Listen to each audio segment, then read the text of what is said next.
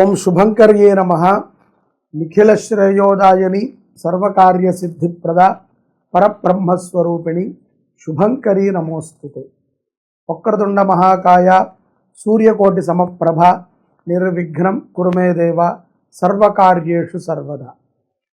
గురు బ్రహ్మా గురుర్విష్ణు గురుర్దేవో మహేశ్వర గురు సాక్షాత్ పరబ్రహ్మ తస్మై శ్రీ గురవే నమః.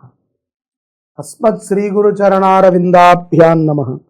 శ్రీ శ్రీ శ్రీ గణపతి సచ్చిదానంద సద్గురుభ్యో నమో నమః. మేషరాశి వారికి పౌర్ణమి తర్వాత స్తబ్దత ఏర్పడుతుంది. అంటే అన్ని పనులు అయినట్టుగానే ఉంటాయి, కానీ కొన్ని పనులు అయినా కూడా వారికి సంతృప్తి కలగదు. ఏదో ఒక తెలియనటువంటి స్తబ్దత, దాన్ని మనం అనుకుంటాం కదా, అన్నీ ఉన్నా కూడా ఏంట్రా బాబు నీరసంగా ఉన్నావని. అట్లాంటి స్థితిలో మేషరాశి వారు ఉంటారు. దానికి గల కారణం సంచారములో గ్రహ మార్పులు కొంత జరగటము, ఏలినాటి శని ప్రభావము ఉన్నప్పటికీ చుట్టుపక్కల వారు దానిని బాగా వీరి బుర్రకెక్కించటం. నీకు శని ఉంది, నీకు శని ఉంది, నీకు శని ఉంది అని చెప్పి ఏదో ఒక నెగిటివ్ వారి మీద రుద్దటం ద్వారా కొంత స్తబ్దత ఏర్పడుతుంది. ఎప్పటికైనా సరే మనం గుర్తుపెట్టుకోవాల్సింది ఏమిట్రా అంటే, మన యొక్క కర్మ కాలముతో కలిసి నడుస్తూ ఉంటుంది, కాలము శాసిస్తుంది. అలాగే గ్రహ మార్పిడి ద్వారా కొన్ని ఇబ్బందులు ఉన్నప్పటికీ యథార్థంగా పూర్వము ఏ శని లేనప్పుడు ఉన్నటువంటి స్థితి కంటే కూడా ఇవాళ స్థితి చాలా మెరుగనే నేను చెప్తాను. కానీ మీరు దాన్ని ఒప్పుకోవాలి కదా. నేనైతే అదే అంటాను. అన్ని గ్రహాలు బాగున్నప్పుడు మనము దీనికన్నా దారుణమైనటువంటి స్థితులని అనుభవించాం.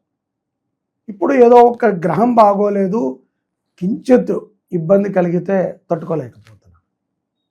ఇక్కడ బాగా మనం తెలుసుకోవాలి, డిపెండ్ అవ్వటం ఉన్నటువంటి మేషరాశి జాతకులకి ఒకళ్ళ మీద డిపెండ్ అయి ఆధారపడి వ్యవహారాలని విషయాలని చేసేటువంటి వారు కొంత ఇబ్బంది పడటం వాస్తవం. కాబట్టి ఇండివిజువాలిటీని శని మీకు ప్రతిపాదిస్తాడు. తద్వారా విజయోపేతంగా జీవనం సాగుతుంది. కంగారు పడక్కర్లేదు. ధైర్యంగా మీరు ఏమి చేయాలనుకుంటున్నారో ధర్మబద్ధమైనదైతే అది మంచి విజయాలని మీకు తెచ్చిపెడుతుంది. అలాగే ఈ యొక్క ఉద్యోగములు చేసుకునేటువంటి వారికి ఎందుకో తెలియదు కానీ చిన్న వ్యక్తులతో గొడవలు అవుతాయి. అసలు ఏ సంబంధం ఉండదు. ఇప్పటిదాకా మీరు కొంతమంది గొడవ పడిన వాళ్ళతో మీరు మాట్లాడి కూడా ఉండరు. అటువంటి వ్యక్తితో గొడవ పడి ఏదో ఒక మాట రావటమో, అతను ఎదురు పడటమో, లేకపోతే అతను ఏదైనా ఒక మాట అన్నాడు అని చెప్పి మీ చెవిన పడి అది కొంత మీకు ఇబ్బందిని కలిగించే విధంగానో ఉండవచ్చును అనేటువంటి అభిప్రాయాన్ని నేను మీకు తెలియజేస్తున్నాను. ఇక్కడ శని ప్రభావము అని అనుకోవటం కంటే కూడా మనము జాగ్రత్తగా ఉండటం మంచిది. వ్యాపారస్తులకి కూడా స్తబ్దతమైనటువంటి వ్యాపారం యథావిధిగానే ఉంటుంది తప్ప పెద్ద గొప్ప మార్పు అయితే ఉండదు. ఖర్చులు పెరుగుతాయి. గృహిణీలు గృహోపకరణాల మీద ధనాన్ని వెచ్చిస్తారు.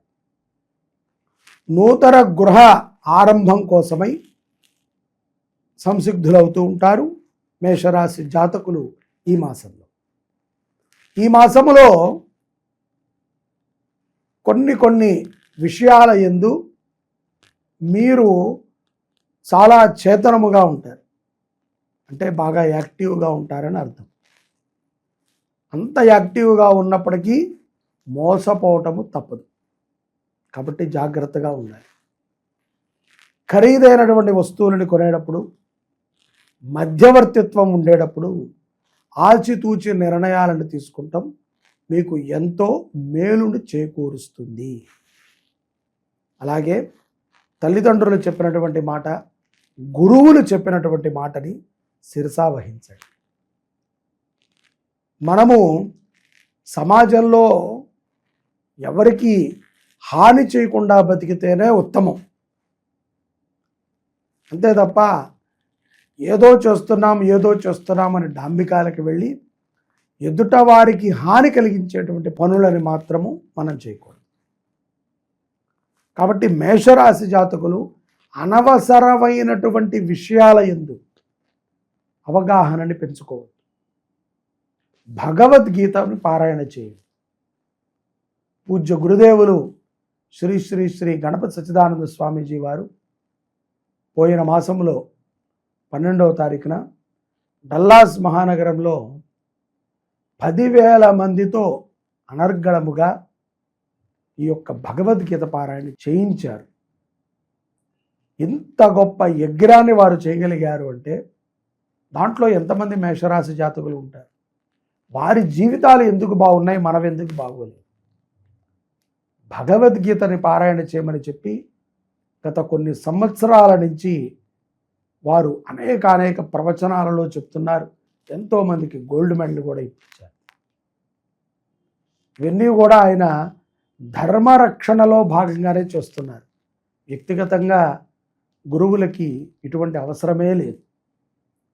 విశ్వవ్యాప్తి చెందిన వారికి ఒకరి గుర్తింపు ఎప్పుడూ అక్కర్లేదు.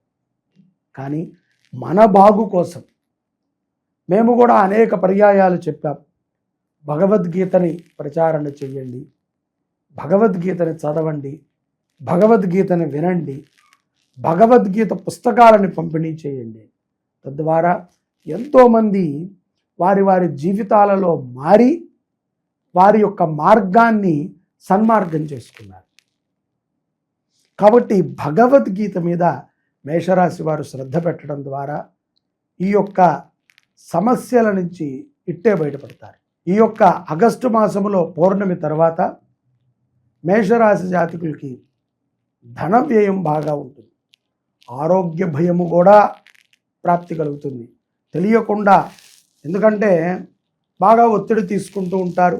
ఒత్తిడితో కూరుకున్నటువంటి కొన్ని సమస్యలు,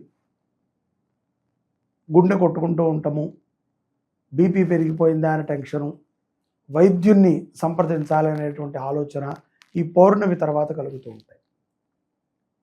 కాబట్టి మేషరాశి జాతకులు ధనము విషయంలో చాలా జాగ్రత్తగా ఉండాలి. అనవసరమైనటువంటి ఖర్చులని పెట్టకూడదు. మీకు సమాజానికి మీరు ఏదైనా చెయ్యాలి అని మీరు అనుకుంటే ఒక గోవుని దత్తత తీసుకుని పోషించండి.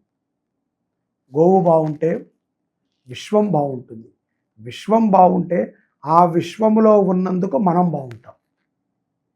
గోవు గర్జించినా, బాధపడినా, గోవు దుఃఖపడినా విశ్వములో ఉన్న అందరూ దుఃఖపడాల్సింది. ఇది ధర్మం. ఎందుకంటే గోవే సకల ప్రాణులకి కూడా ఆధారం. కాబట్టి గోవుని సంరక్షించడము మేషరాశి వారు బాధ్యతగా తీసుకుని మీరు ఒక ఆవుని దత్తత తీసుకుని పోషించండి. భగవద్గీత మీద శ్రద్ధ పెట్టండి. తప్పనిసరిగా ఆగస్టు మాసంలో అద్భుతమైనటువంటి విజయాలతో పాటుగా ఎంతో మార్పుని చవి చూస్తారు మేషరాశి జాతకులు. సర్వే జనాః సుఖినో భవంతు. శుభంకర్యై నమః.